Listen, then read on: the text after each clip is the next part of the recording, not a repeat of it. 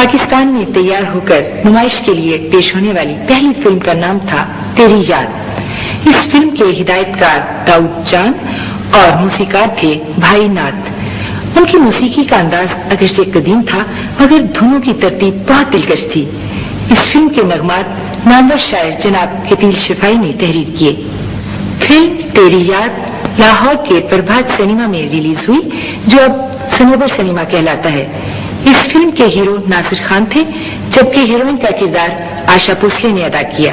میں شروع سے تو بہت شوخی اور چنچل تھی، گانا بھی مجھے آتا تھا، ڈانس بھی آتا تھا۔ اسکول جاتے ہوئے میں راستے میں سے گھر ہی آ جاتی تھی۔ میری بہن ڈولی میں جایا کرتی تھی اور میں پیدل جا کر واپس آ جایا کرتی تھی، اور کہیں سائیکل کا ریکارڈ، کہیں بائک کا ریکارڈ، کہیں کسی کا کہیں بھی، اس کی میں کاپی کیا کرتی تھی۔ اس وقت ہم بہت چھوٹے تھے، 5 سال کی عمر میں میں بچوں کے پروگرام میں ریڈیو میں پروگرام کرنے لگی اور پھر مجھے میڈل شیڈل بھی ملنے لگے اور شوق بڑھ گیا۔ اسی طرح سے فلم میں کام کیا، وہ ایسے کہ نہ تو میں کسی کی سفارش سے آئی اور نہ کسی کی ضرورت سے، مجھے خود اتنا شوق تھا کہ پاگل پن کی حد تک میں جہاں کھڑی ہوں وہ گانا بجا ناچ رہی ہوں اور گا رہی ہوں خود۔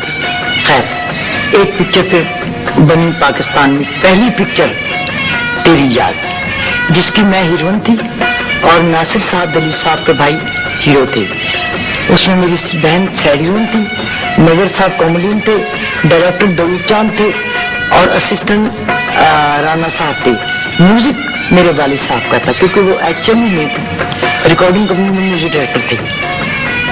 وہاں میں نے کام کیا اور بہت شوق سے، بہت دل لگا کام کیا، اور میں کوئی ایسے ویسے ایکشن نہیں کرتی تھی۔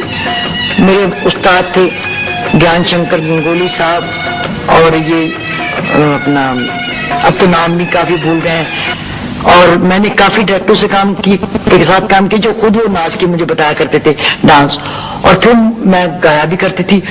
پھر میرا ریڈیو پروگرام شروع ہو گیا، ٹھمری دادا غزل گیت بولیاں ہر چیز میں گا لیتی تھی۔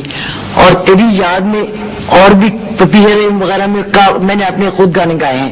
ایک گانا ہے وہ تیری یاد کا، ابھی کچھ ذہن میں ہے، تیری یاد آئے، تیری یاد آئے، تیری یاد آئے، تیری یاد آئے، آئے اور بیتے باتوں کے افسانے دورائے۔ اب تو آواز نہیں نا ریاض ہے نہ آواز ہے، تو بس اسی ٹائپ کا تھا۔